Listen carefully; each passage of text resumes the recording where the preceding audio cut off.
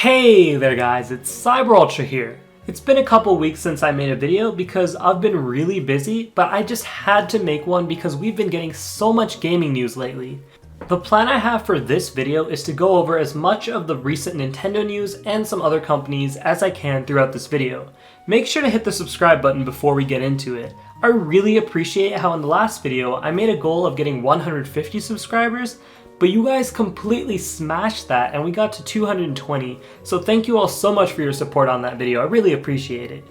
Anyways, getting into the news, first we have to go over the elephant in the room, which is the Nintendo Switch Pro. We have seen so many rumors about this console ever since the Switch came out, or even a little bit before it came out, because honestly, even when the Switch came out, people were already seeing that it was going to fall behind in terms of third-party titles, and we've really seen that. There are other titles here and there, like Bethesda having Doom Eternal on the console, but really just general support is fading a little bit, which is unfortunate. So having a more powerful console could be really good because it could allow third-party developers to bring more games to the system. So we've heard about these rumors forever, and now they've really taken off.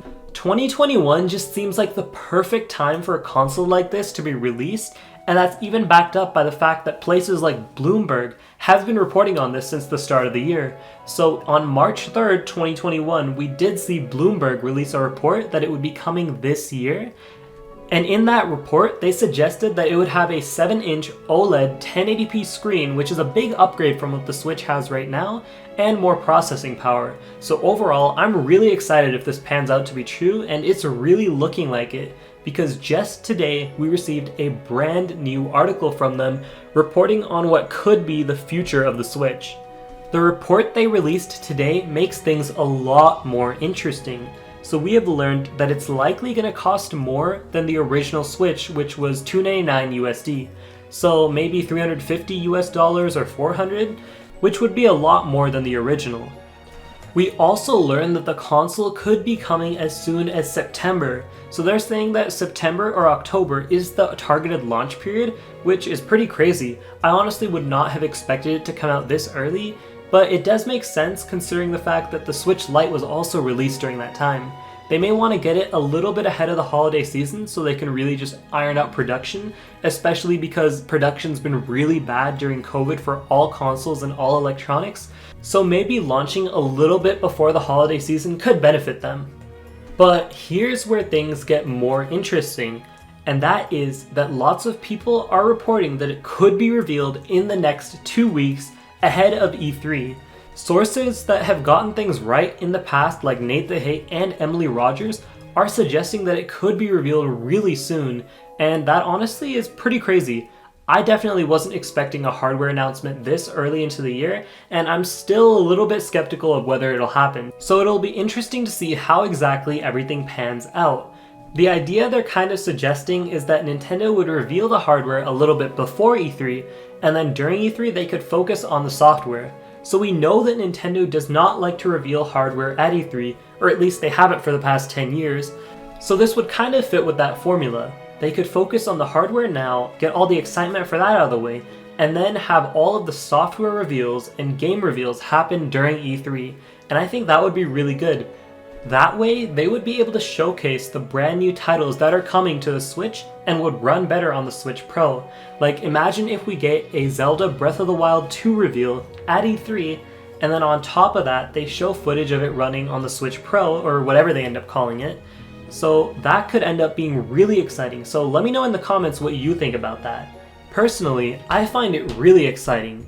But anyways, we are going to move on to the next little bit of news because there is so much to cover today. The next bit of information that was revealed by Nintendo was a day ago, and that is that Pokémon Brilliant Diamond and Pokémon Shining Pearl are coming out on November 19th, 2021. We knew that they would be coming out sometime this year during the holiday season, but it's nice to finally have a proper date for the titles. We also got to see the cover art, which is pretty cool looking. Honestly, I'm not too big of a fan of how the game looks. I don't mind the chibi art style, but they could make it look really nice like Link's Awakening on the Switch, but to be honest it looks really bland to me, so I was pretty disappointed with it, but it is good to finally see a release date. Next, we also got the release date for another Pokemon title, which is of course Pokémon Legends Arceus. So this game is a prequel to the Sinnoh region, years and years before it, and I'm honestly really excited for it. It looks like Pokemon is finally going in a different direction and innovating a bit, so I'm excited. The game is set to release on January 28th, 2022, which is way earlier than I personally expected. I honestly did not think that a Pokemon title, which generally sells really highly during the holiday season, would be revealed to be coming out in January, but honestly, Pokemon will sell anytime you release it in the year, so I can't say it's too surprising in hindsight. Either way, I'm really excited for it, and hopefully it turns out as good as everyone is expecting it to. Now, for the next bit of news I wanted to cover, it's kind of the opposite of news. It's really just a debunking of this article that was shared everywhere.